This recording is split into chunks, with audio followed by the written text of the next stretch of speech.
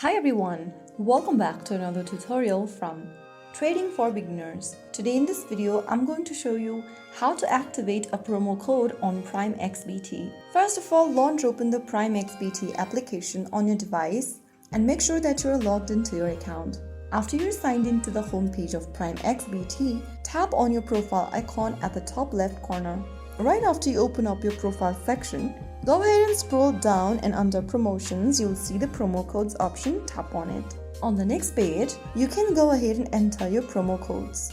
Go to the promo code activation section and then select your account type and then enter your promo code exactly as it appears. Type down your promo code or your reward code correctly in the text box and then once done, click on activate. I've just entered some random codes over here just to make you understand. After you do that and click on activate, if your promo code is available, you will be able to add it on your account. After the activation, you can check your promo code status in the My Rewards section and you'll be good to go. So that's how you easily activate your promo code in PrimeXBT. If you found the video helpful, don't forget to like, share and subscribe to our channel. I will be back again in the next episode. Thanks for watching.